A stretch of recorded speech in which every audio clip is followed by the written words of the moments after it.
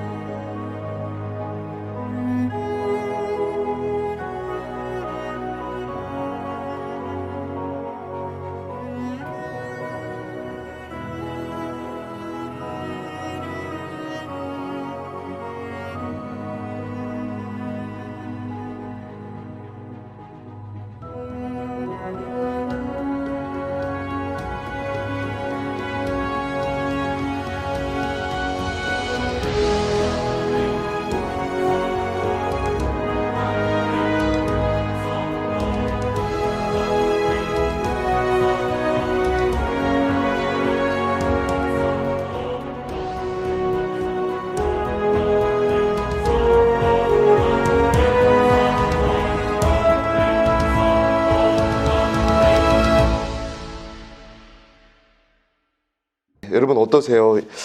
너무 놀랍지 않으세요? 기독교가 핍박이 심한 그런 네로 황제의 박해와 또 비잔틴 제국의 그런 박해 속에서 더 작아지고 없어지는 것이 아니라요, 오히려 사람들이 멀리 흩어지면서 복음이 더 확장되는 것을 보게 됩니다. 여러분, 저와 여러분이 시대의 분위기와 또 시대의 흐름에 따라서 하나님을 인정하는 것이 아니라, 어느 때를 경험하시든 이 시대의 문명과 문화가 어떤 기독교에 대한 태도를 가졌든 하나님에 대해서 신실한 믿음으로 서시는 저와 여러분 되시기를 주님의 이름으로 축원합니다. 여러분, 사도행전, 특별히 오늘은 1장부터 12장까지의 내용을 교회 시대라는 주제로, 교회가 어떻게 형성되었고 어떻게 확장되어 가는 계기가 있었는가에 대해서 나누고자 하는데요.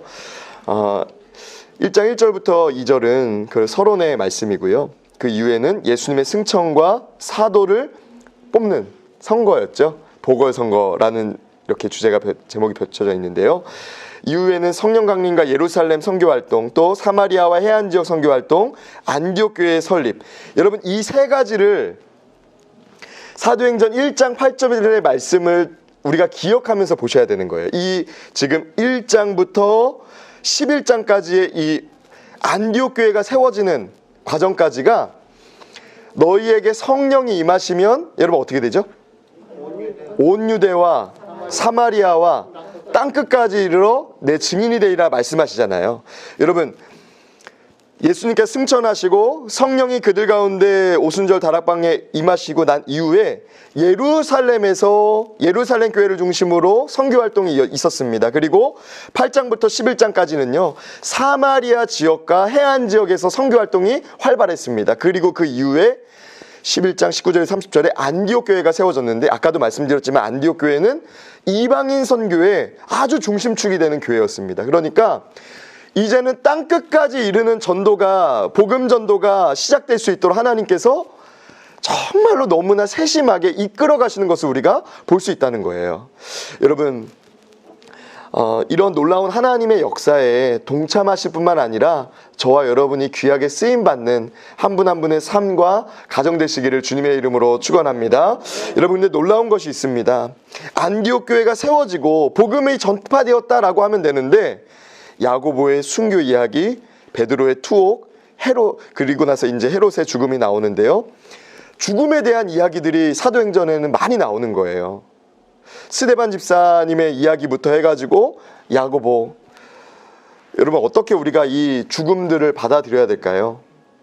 복음이 확장되고 널리 증거되는 데 있어서 이들의 죽음은 걸림돌이 아니라 오히려 확장시키게 되는 이방인들에게도 뻗어나가는 계기가 되었다는 것을 여러분 우리는 꼭 기억해야 됩니다.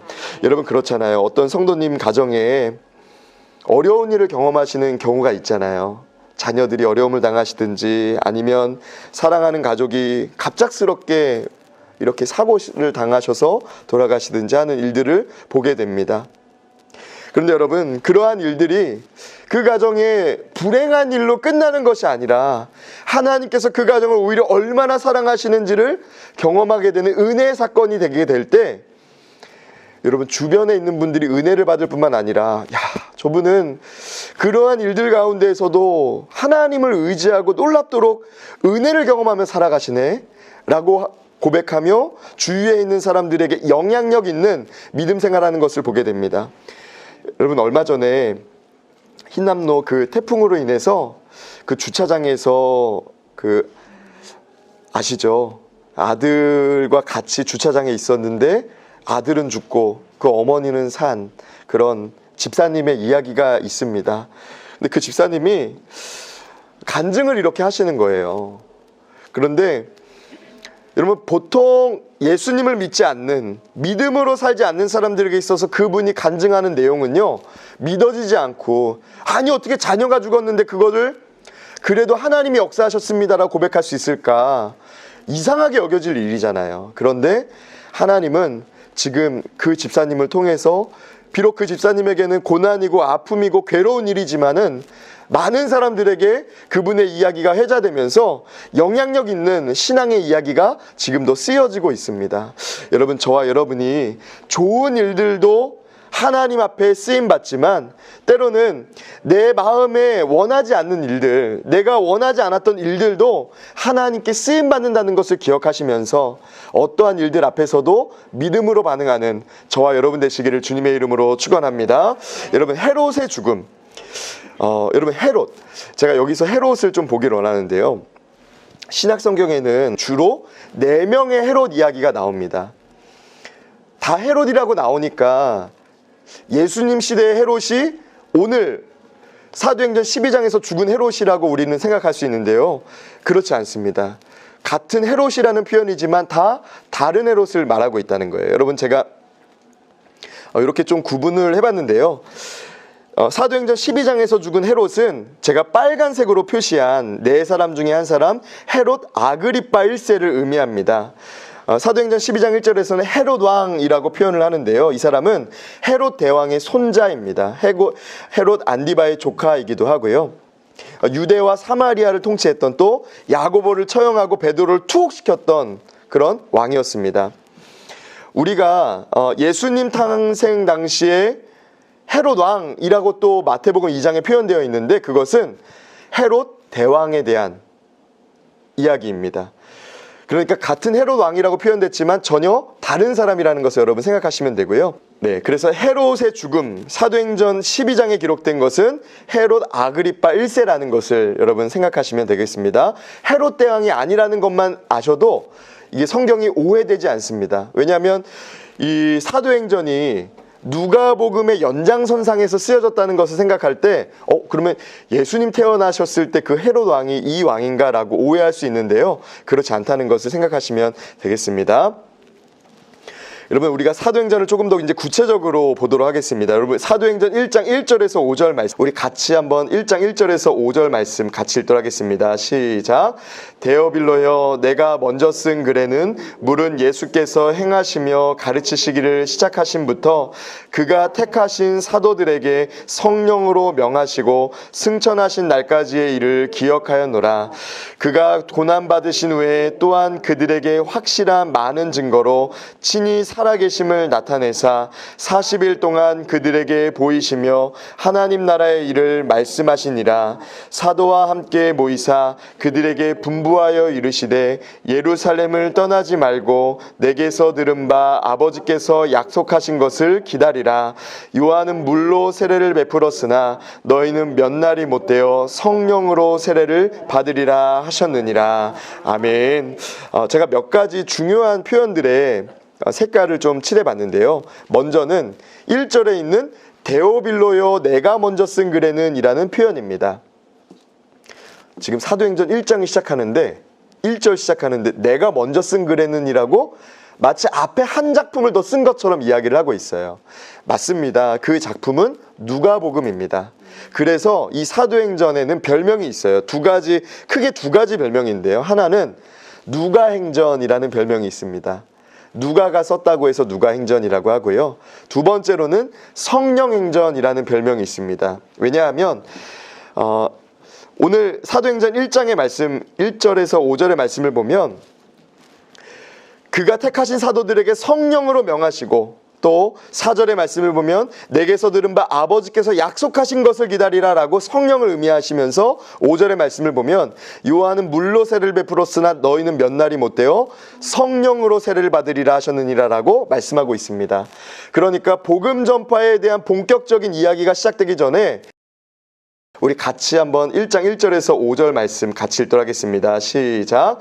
데오빌로여 내가 먼저 쓴 글에는 물은 예수께서 행하시며 가르치시기를 시작하신부터 그가 택하신 사도들에게 성령으로 명하시고 승천하신 날까지의 일을 기억하였노라. 그가 고난받으신 후에 또한 그들에게 확실한 많은 증거로 친히 살아계심을 나타내사 40일 동안 그들에게 보이시며 하나님 나라의 일을 말씀하시니라. 사도와 함께 모이사 그들에게 분부하여 이르시되 예루살렘을 떠나지 말고 내게서 들은 바 아버지께서 약속하신 것을 기다리라. 요한은 물로 세례를 베풀었으나 너희는 몇 날이 못되어 성령으로 세례를 받으리라 하셨느니라. 아멘. 제가 몇 가지 중요한 표현들의 색깔을 좀 칠해봤는데요. 먼저는 1절에 있는 데오빌로요 내가 먼저 쓴 글에는 이라는 표현입니다. 지금 사도행전 1장이 시작하는데 1절 시작하는데 내가 먼저 쓴 글에는 이라고 마치 앞에 한 작품을 더 쓴 것처럼 이야기를 하고 있어요. 맞습니다. 그 작품은 누가복음입니다. 그래서 이 사도행전에는 별명이 있어요. 크게 두 가지 별명인데요. 하나는 누가행전이라는 별명이 있습니다. 누가가 썼다고 해서 누가행전이라고 하고요. 두 번째로는 성령행전이라는 별명이 있습니다. 왜냐하면 오늘 사도행전 1장의 말씀 1절에서 5절의 말씀을 보면 그가 택하신 사도들에게 성령으로 명하시고 또 4절의 말씀을 보면 내게서 들은 바 아버지께서 약속하신 것을 기다리라 라고 성령을 의미하시면서 5절의 말씀을 보면 요한은 물로 세례를 베풀었으나 너희는 몇 날이 못되어 성령으로 세례를 받으리라 하셨느니라 라고 말씀하고 있습니다. 그러니까 복음 전파에 대한 본격적인 이야기가 시작되기 전에 1장 8절의 말씀 여러분 잘 아시잖아요.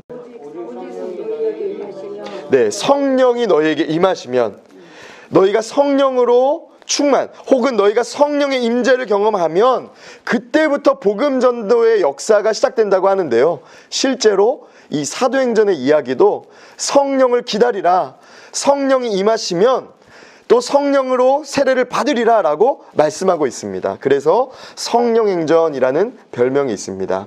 여러분, 이것은 단순히 별명으로만 넘어가지 마시고요. 저와 여러분이 우리 가족이든 우리 주변에 있는 이웃이든 이 사람은 이렇게 하면 전도가 되겠다라고 생각될 때에도 꼭 성령을 의지하는 겸손함이 저와 여러분에게 있으시기를 주님의 이름으로 축원합니다. 여러분, 복음 전도의 역사는요, 성령께서 함께 하시지 않으면 가능하지가 않습니다.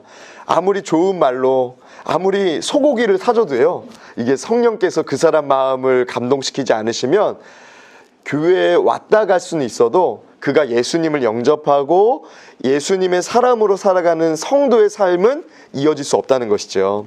여러분, 몇 가지 우리가 함께 나누고자 하는데요. 첫 번째로는 사도행전은 누구에게 쓰였는가? 이 초대교회에 대한 이 놀라운 성령의 복음 전도의 역사는 누구에게 쓰여졌는가라는 것을 나누고요. 두 번째로는 그 데오빌로라는 사람은 도대체 누군가에 대해서 나누고, 세 번째는 사도는, 4절의 말씀에 나오는 사도는 누구를 가리키며 했던 표현인지에 대해서 먼저 나누도록 하겠습니다. 여러분, 사도행전 1장 1절은 누가복음을 먼저 쓴 글이라고 가리킵니다. 그리고 누가복음과 마찬가지로 데오빌로에게 헌정된 작품이라는 것을 말하고 있습니다. 데오빌로여, 내가 먼저 쓴 글에는 이라고 말하면서, 또 누가복음에도 보면요, 이렇게 얘기하는 거예요. 그 모든 일을 근원부터 자세히 미루어 살핀 나도 데오빌로 각하에게 차례대로 써보내는 것이 좋은 줄 알았노니라고 말하고 있습니다. 누가복음에서는 먼저 쓴 글에서는 데오빌로 각하여라고 얘기를 하는, 각하에게라고 얘기를 하는데, 오늘은 데오빌로여라고 각하라는 말을 뺐습니다. 왜 그럴까요? 여러분, 데오빌로라는 뜻부터 우리가 생각해 보자면, 데오빌로는 하나님을 의미하는 헬라어 데오스와 사랑하다라는 필레오의 합성어인 하나님을 사랑하는 자 혹은 하나님의 친구라는 뜻을 갖고 있습니다. 이 데오빌로는 어떤 특정한, 데오빌로 각하라는 특정한 개인을 의미한다라고도 말하지만요, 두 번째로는 하나님을 사랑하는 모든 사람에게 쓰여진 책이다라고 말하기도 합니다. 그런데 조금 전 말씀드린 대로 누가복음에서는 여러분 구체적이잖아요, 표현이. 데오빌로 각하. 그렇기 때문에 어떤 공동체가 아니라 이것은 특정한 데오빌로라는 사람에게 쓴 글이다라는 것이 더 정통적으로 이해되어 온 그런 개념입니다. 그리고 여러분, 이 데오빌로 각하여에서 데오빌로여로 바뀐 것은요, 데오빌로라는 사람이 그리스도인이 되기 전에는 데오빌로 각하에게 이 처음부터 그 일을 순서대로 말합니다 라고 말했는데, 이 사도행전을 전할 때는요, 이 사람이 이제는 그리스도인으로서 살아가고 있는 거예요. 그래서 데오빌로여 이렇게 표현을 했다는 것이 우리가 전통적으로 이해되어 온 방식입니다. 여러분, 데오빌로 두 가지를 기억하시면 되겠습니다. 첫 번째로는 하나님을 사랑하는 자, 하나님의 친구라는 뜻을 가진 이름이라는 거, 두 번째로는 누가복음과 사도행전의 수신자라는 것을 생각하시면 되겠습니다. 네, 그리고 이어서 사도라는 표현이 나오는데요. 사도, 아포스톨로스라는 헬라어인데 사신, 사절, 그러니까 파견된 사람을 의미하는 표현이 이 사도입니다. 사도는 제자라는 뜻이 아니라 파견된 사람, 보냄받은 자라는 뜻이라는 거예요. 여러분, 이것은 굉장히 중요한 의미를 갖고 있습니다. 제자는 어떤 장소에서 무엇을 수학하고 배운 사람을 가리키기도 하잖아요. 그런데 사도는 보냄을 받은 사람을 의미하는 거예요. 이 사람의 가르침을 따라서 혹은 이 사람의 어떤 명령을 따라서 그곳으로, 그 사람에게 보냄을 받은 사람이다라는 의미를 가진 표현이 바로 사도라는 거예요. 사도행전 1장 4절에는 사도라는 표현이 나옵니다. 여러분, 사도, 신약 성경에서는요, 특별히 예수 그리스도의 제자들을 다른 사람들과 구분하여 칭했던 단어입니다. 여러분, 12명의 사도가 있었잖아요. 그런데 사도행전을 묵상하다 보면 이 초대교회 당시에 인정했던 사도는 조금 더 있었다는 것을 우리는 알게 됩니다. 제가 빨간색으로, 분홍색으로 표시되어 놓은 사람들이 있어요. 가룟 유다, 마띠아, 바울입니다. 여러분 아까 예수님의 제자 사도 보궐선거 있었다 그랬잖아요. 왜일까요? 네, 가룟 유다가 그랬어요. 네, 가룟 유다가 중간에 따랐던 예수님을 이렇게 팔고, 그래서 이 대신 다른 사람을 이제 선출해야 되는 상황 가운데 마띠아가 뽑히게 됩니다. 마띠아는 그렇게 해서 뽑았는데 바울은 어떤 사람입니까? 바울은 그가 다메섹 도상에서 예수님의 음성을 듣고 예수님을 보았다는 것을 근거로 또 자신의 사도성을 확실히 갖고 있었던 사람이었기 때문에 사도로 인정했던 사람입니다. 그런데 여러분, 바울은요, 어려움이 있었어요. 교회들에서 사역을 하고 목회를 하고 복음을 전할 때 어려움이 있었습니다. 뭔지 아세요? 이단이 있었고 아니면 교회 안에 분쟁이 있었고, 이거를 둘째치고요, 자신에 대해서 사도성을 인정하지 않는 사람들이 있었다는 거예요. 당시에 예수님의 사도라면 예수님과 함께 예수님의 행적을 보고 예수님의 말씀을 직접 듣고 예수님의 그 죽으심과 부활하심을 눈으로 목격한 사람이어야 되는데 바울은 그런 사람은 아니잖아요. 그런데 바울은 다메섹 도상에서의 그 선명했던 예수 그리스도를 만난 기억, 또 아나니아를 통해서 눈을 뜨게 된 사건을 자신의 하나님께서 사도로 부르심에 대한 확신을, 이방인을 위한 사도로 부르셨음에 대한 확신을 가졌기 때문에요, 사도로 본인이 인정할 뿐만 아니라 초대교회에서는 비록 많은 사람들이 사도로 인정하지 않았던 사람들도 있었지만 사도로 인정된 사람이라는 것을 여러분 생각하시면 되겠습니다. 그래서 사도는 총 14명인데요. 베드로, 안드레, 야고보, 요한, 빌립, 바돌로메, 도마, 마테, 알페오의 아들 야고보, 다데오, 시몬, 가룟 유다, 마띠아, 바울입니다. 사도행전 2장 1절에서 4절입니다. 여러분 우리 같이 한번 읽어보도록 하겠습니다. 사도행전 2장 1절에 4절입니다. 오순절 날이 이미 이름에 그들이 다 같이 한 곳에 모였더니 호련히 하늘로부터 급하고 강한 바람 같은 소리가 있어 그들이 앉은 온 집에 가득하며 마치 불의 혀처럼 갈라지는 것들이 그들에게 보여 각 사람 위에 하나씩 임하여 있더니 그들이 다 성령의 충만함을 받고 성령이 말하게 하심을 따라 다른 언어들로 말하기를 시작하니라. 아멘. 성령이 임하시는, 예수님의 말씀대로 성령이 그들 가운데 임하시는 사건을 경험한 것이 오순절 날이었습니다. 여러분, 오순절 성령의 임하신 사건을 우리가 함께 나누면서 꼭 가봐야 될 장소가 있겠죠? 마가의 다락방 가봐야 되겠죠. 마가의 다락방 가는 길은요, 이렇게 아름다운 길입니다. 아름다운 길인데요, 꽃들도 참 예쁘게 피고요. 마가의 다락방 1층에는 다윗 왕의 가묘가 있습니다. 그 위에가 마가의 다락방이에요. Room of the Last Supper이라고 하는데요. 그런데 이렇게 최후의 만찬이 있었던 방이다라고도 말하지만 보통은 다이닝룸, 저녁 식사를 했던 방, 이런 식으로 어펄룸, 위에 있는 방, 위층, 이런 식으로 표현하기도 합니다. 정확하게 최후의 만찬이 있었던 방이라고 표현을 하기도 하는데요. 그래서 마가의 다락방 혹은 최후의 만찬장 방이라고도 표현을 합니다. 예수님이 로마군에게 체포되기 전날에 제자들과 함께 마지막 유월절 만찬을 나눈 곳이고요. 그리고 오순절 성령이 강림했던 장소입니다. 여러분 조금 전 제가 말씀드렸지만 다윗왕 무덤 위에 있다고 여러분 알아두시면 되겠습니다. 이 마가의 다락방은 시온산에 있습니다. 감람산 바로 옆에 있는 산이 시온산인데요. 시온산 마가의 다락방 최후의 만찬장이 있다는 것을 여러분 생각하시면 되는데요. 우리 누가복음 22장 14절에서 15절 말씀을 같이 읽도록 하겠습니다. 함께 읽겠습니다.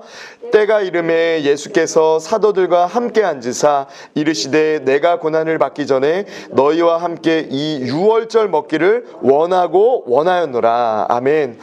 여러분 원하고 원하다 많이 보셨나요? 많이 보시지 않은 표현이죠. 예수님이 최후의 만찬 이전에 최후의 만찬이라는 표현보다 더 정확한 것은요, 유월절 만찬이라는 표현입니다. 여러분, 제가 예수님의 공생의 기간을 나눌 때 중요한 절기가 있다고 말씀드렸습니다. 그것은 유월절이었습니다. 마지막 유월절을 제자들과 함께 하고 싶었던 거예요.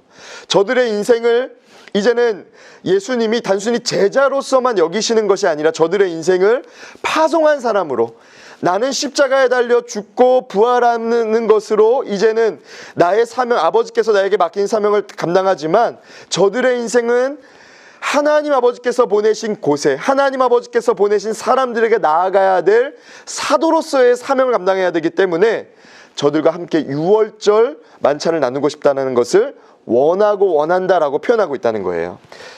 저는 이 원하고 원한다라는 이 표현이 참 절절하게 제게는 다가오더라고요.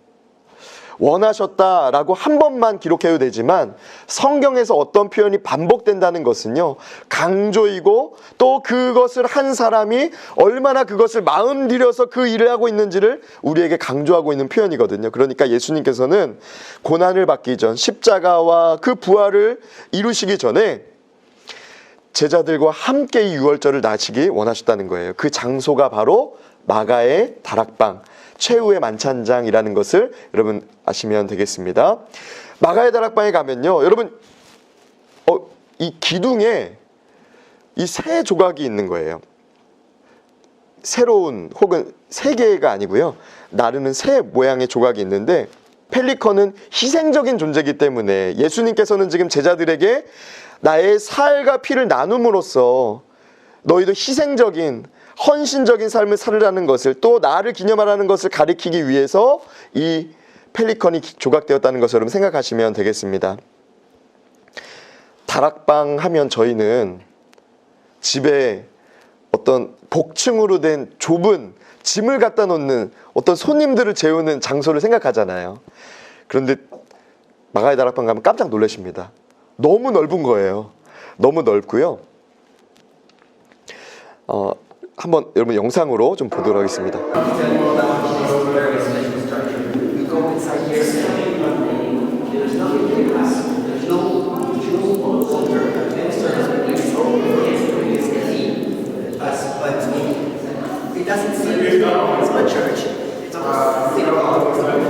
제가 이 소리를 좀 일부러 들려드린 이유가 있어요. 얼마나 공명이 잘 되고 울림이 좋은지요. 여러분 그렇잖아요. 좁은 곳에서 노래하면 노래 잘하는 것으로 오해하잖아요. 또 울림이 좋은 곳에서 기도하면 여러분 기도에 탄력을 받고 힘을 받고 하는 것이 있잖아요. 그것처럼 이곳에서는요, 순례객들이 단순히 이곳은 어떤 곳입니다 이야기만 듣는 것이 아니라 기도하시는 팀들이 정말 많거든요. 그러면 언어가 다른 분들이 막 기도를 하세요. 뭐 러시아 정교회에서도 오시고 뭐 어디의 어느 나라에서도 오시고 기도하는데 눈물이 나요. 그 언어를 알아들어서 눈물이 나는 게 아니라 그분들이 정말 주의 성령이 이곳에서 임했던 성령이 내게도 임하기를 원합니다. 우리 교회도 임하기를 원합니다라는 간절한 마음으로 기도하는 것이 느껴져서 여러분 정말 눈물이 납니다. 여러분 저는 이 이스라엘에 있는 마가의 다락방만 성령에 임재하시고 성령이 충만했던 것이 아니라 먼저는 우리 교회가 또 그리고 우리의 삶이, 우리의 가정이 성령으로 충만한 그런 공동체가 되시기를 주님의 이름으로 축원합니다. 여러분 성령 충만의 담대함에 대한 이유가 있었다는 거예요. 제자들은 불안했습니다. 예수님이 잡혀가시고 죽으시고 예수님을 따라다녔던 사람들이었는데 이제는 사도로서 보냄받은, 여러분 보냄을 받았다는 것은요, 위치가 달라지는 거예요. 제자는 스승의 주님의 뒤에서 따라다니며 본받고 보고 배웠던 사람입니다. 그런데 이제 사도는요, 주님이 보여 주셨던, 가르쳐 주셨던 일을 행하고 예수님이 내게 행하셨던, 우리에게 행하셨던 일들을 전해야 됐던 사명자, 앞서가며 행해야 됐던 사람이었기 때문에 두려운 위치였습니다. 그런데 성령이 임하시니까 그 일들을 행하잖아요. 여러분 지금 우리는 열심히 복음을 전하고 있는데요, 전도하기에 앞서서 꼭 성령 충만을 구하고 여러분의 교구와 선교구에서 성령 충만하여서 복음을 전함으로 하나님이 기뻐하시는 열매가 있도록 기도하는 저와 여러분 되시기를 주님의 이름으로 축원합니다. 여러분 사도행전 2장 1절에서 4절은요 중요한 것이 있습니다. 예루살렘 교회의 탄생에 대해서 가리키고 있는 거예요. 단순히 성령 충만해져 가지고 저 사람들이 어떤 놀라운 이적을 경험했다, 불의 혀같이 갈라지는 것을 경험하고 성령이 역사하셔서 다른 언어들로 말하기를 시작했다라는 것을 말하는 것이 아니라, 본질적으로는 예루살렘 교회가 이렇게 시작되었다라는 것을 우리에게 말씀해주고 있다는 거예요. 교회의 시작은 성령의 임재로부터 시작되었다는 것입니다. 교회의 시작은 성령의 충만함으로부터 시작되었다는 것이죠. 성령 충만함이 있어야 된다는 거예요. 오순절을 지키기 위해서 흩어져 있던 디아스포라 유대인들이 각기 지역의 언어로 기도하는 소리를 들었고, 다락방 주변으로 많은 순례자들이 모여들었습니다. 수많은 이방 지역에서 온 사람들이 지금 기도하고 있는데 어떤 일이 일어나길래 이런 사람들이 주목한 거예요. 그리고 그것이 예루살렘 교회의 시작이 되었다는 것이죠. 여러분, 오순절과 또 모든 세계에 흩어진 유대인들을 이렇게 지도상으로 표현한 것인데요. 여러분, 각 지역에서 유대인들이 흩어진 곳에서 모였을 뿐만 아니라, 오순절을 지키기 위해서 모였을 뿐만 아니라, 그 이후에 사도행전 12장 이후로부터는요, 거꾸로 모였던 사람들이 다 흩어지는 거예요. 핍박과 또 유대인들과 기독교인들에 대한 괴롭힘을 피해서 사람들이 사방으로 흩어지는데, 여러분 놀랍잖아요. 하나님이 모여서 성령으로 충만하게 하시고 충만한 그리스도인들을, 사실 여러분 우리는 하나님이 고난 주시지 않으면요, 여기가 좋사오니라는 마음으로 살아가잖아요. 여기가 참 편하다. 그런데 하나님이 그들을 보내시기 위해서 핍박을 허락하시고, 보내시기 위해서 저들의 공동체에 스데반 집사님, 또 베드로가 투옥되는 일까지도 경험하게 하셨다는 거예요. 예루살렘 교회의 탄생, 성령의 임재로부터 시작되었다는 것을 여러분 기억하시면 되겠습니다. 초대교회의 성도들을, 그들의 신앙과 사회상을 말할 때 꼭 우리가 알아야 될 것은 익투스라는 표현입니다. 익투스. 두 개의 곡선을 겹쳐서 만든 물고기 모양인데요, 상징하는 게 있습니다. 헬라어로 하나님의 아들 구원자 예수 그리스도, 이예수 크리스토스 테우 휘오스 소테르를 축약해가지고 그 앞글자만 따서 물고기로 이렇게 한 건데요. 왜 이것이 중요한가? 사실 로마 시대 당시에는요, 아까 여러분 영상으로 보셨죠. 로마가 막 이렇게 번성할 때는 기독교에 대한 박해가 굉장히 심했습니다. 그런데 그때의 자기의 신앙을 지키기 위해서 예수님이 하나님의 아들이십니다, 나는 그분을 하나님의 아들, 우리의 구원자 예수 그리스도로 고백합니다 라고 입술로 하지 못하기 때문에, 당신 예수님 믿는 사람입니까? 라고 묻지도 못할 뿐더러 나는 예수님을 믿는 사람입니다 라고 신앙 고백을 하기 어려운 상황이기 때문에 이들에게는요, 그림을 그리는 거예요. 모래나 아니면 어떤 표현할 수 있는, 그런 색칠할 수 있는 곳에서 이렇게 표현을 하는 거죠. 이걸 알아들으면 반갑게, 나도 그분을 고백하는 사람입니다, 얼마나 힘드셨어요, 위로하고 떡을 떼는 교제가 그 가운데 있었다는 것이죠. 여러분, 이 익투스 모습이 초대교회 성도들이 어떻게 했는지가 표현된 영화가 있거든요. 여러분, 쿼바디스라는 영화 아세요? 굉장히 오래된 영화입니다. 근데 여러분, 굉장히 오래된 영화인데요, 초대교회의 모습에 대해서, 특별히 네로 황제가 막 기독교인들을 핍박해요. 일부러 로마 그 도시를 좀 새롭게 하려고 일부러 불을 지르잖아요. 근데 그것을 기독교인들이 한 거다라고 하니까 더 미워지고 더 기독교인들에 대한 핍박이 심해졌는데요, 이 여자 주인공이요, 기독교에 대한 핍박이 심했기 때문에 또 자신을 사랑하는 사람에게 이야기를 하면서 그림을 하나 이렇게 그리는 거예요. 하얀 모래 위에 이렇게 곡선 두 개를 이렇게 그리는 거예요, 물고기 모양을. 근데 그거 본 그분도 이해를 못하고, 그분은 로마 사람이기 때문에 이해를 당시에는 못해요. 그런데 기독교인임을 자신이 그렇게 고백하고 있었다는 것이죠. 여러분, 초대교회 성도들이 이런 신앙으로 살았던 거예요.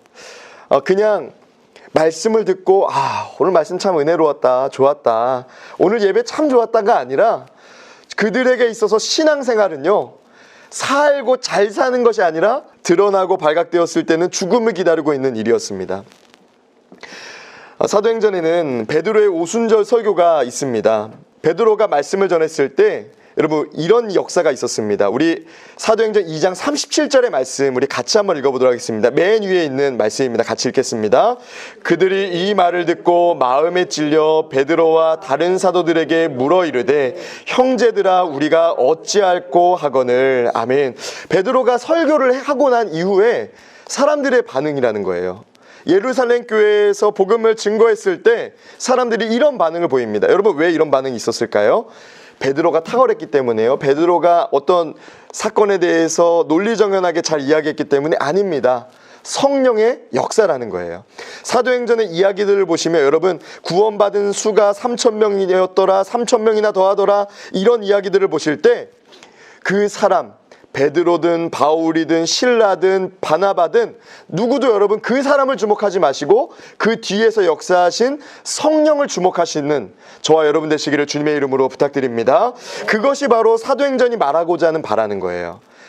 놀라운 기적과 많은 사람들이 구원받은 이유는 그 사람의 탁월함과 능력이 아닌 성령의 역사였다는 것을 우리에게 보여주었다는 것이죠.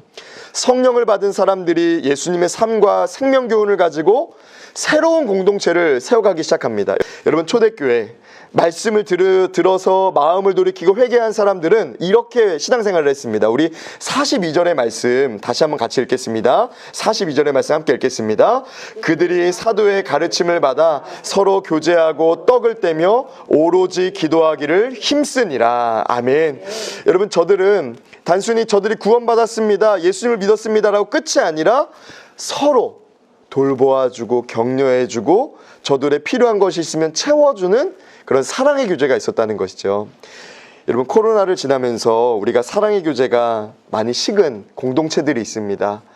여기 계신 분들이 그런 작은 촛불이 되셔서 여러분들의 속회와 선교회를 다시금 큰 불을 일으키는 그런 한 분 한 분의 삶이 되시기를 주님의 이름으로 축원합니다. 47절의 말씀은 보면 주께서 구원받는 사람을 날마다 더하게 하시니라 라는 이 말씀이 나오는데요. 왜 그런가? 여러분 서로 돌보고 서로 사랑으로 세우니까 구원받는 자가 여러분 어떻게 덜 하겠어요? 더하면 더했지.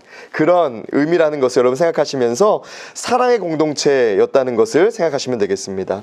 복음이 확장되는 중요한 두 가지 이유가 나옵니다. 하나는 예루살렘의 첫 번째 순교자 스데반 집사 때문이었습니다.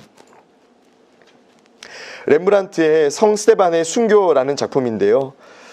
가장 환한 곳을 보니까 여러분 저기예요. 스데반의 얼굴 있는 근처입니다. 돌 맞는 사람, 지금 돌에 맞아 죽을 사람이 얼굴이 환한 거예요. 여러분 잘 아시죠?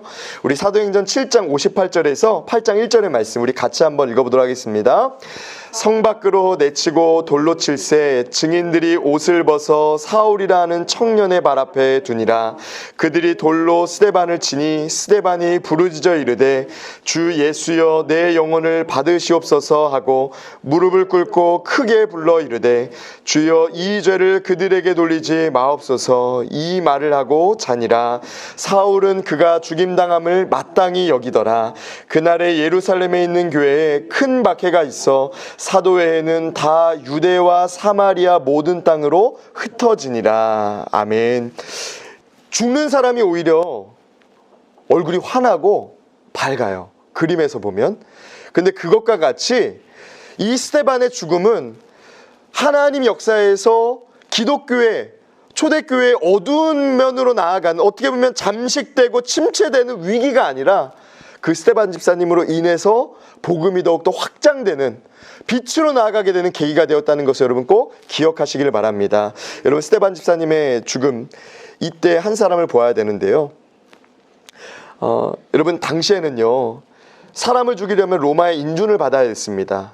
그런데 예외적인 상황이 있었어요. 어떤 것이냐면 유대인의 종교법을 어긴 자에 대해서는 그냥 넘어가는 거예요. 묵과하는 일들이 많았습니다. 사내들인 공회 사람들은 로마와 결탁해서 종교법으로 그리스도인들을, 유대교에서 떠난 그 사람들을 공개적으로 핍박하고 죽이고자 했습니다.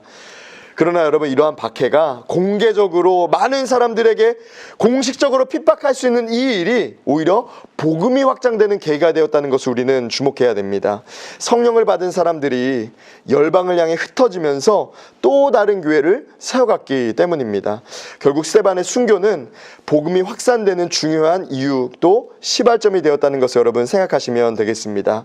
여러분, 초대교회 확산인데요, 아까 여러분 8장 1절의 말씀에 나오는 것처럼 8장 1절은 이렇게 말씀합니다. 사울은 그가 죽임을 당함을 마땅히 여기더라 라고 말하면서 마지막에 보니까 다 유대와 사마리아 모든 땅으로 흩어지니라 라고 말씀하고 있어요.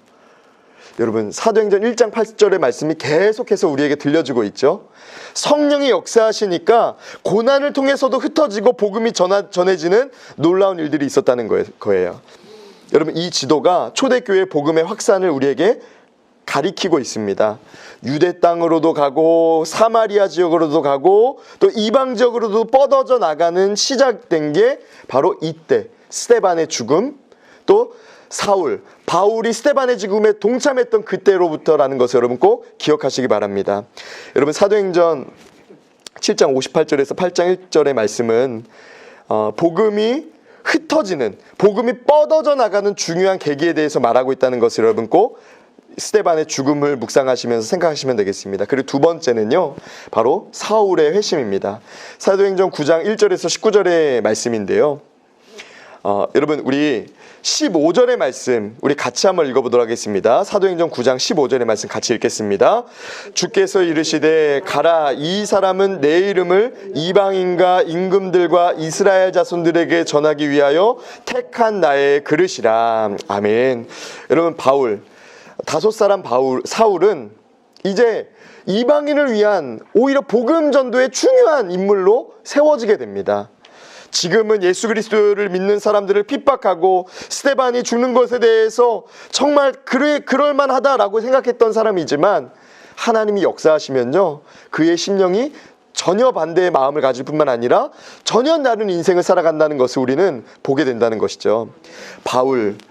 아나니아가 전한 대로 예수님의 이름을 이방인들과 온 임금들과 세상에 전파하기 위해 예수님이 택하신 그릇 되었습니다. 여러분, 바울 그릇입니다. 이방인을 위한 사도로 하나님이 택하신 그릇으로 삼으신 사람인데요, 여러분, 이 사람이 처음부터 복음을 잘 믿었고 복음에 정통했던 사람이 아니라는 것을 기억하면서 저와 여러분도 또 여러분의 자녀와 자녀들의 가정도 하나님이 택하신 그릇으로서의 삶이 가정이 되시기를 주님의 이름으로 축복합니다. 추주라이프 6강 교회 시대에 대해서 사도행전 1장에서 12장을 가지고 초대교회에 대한 내용을 여기까지 마치겠습니다.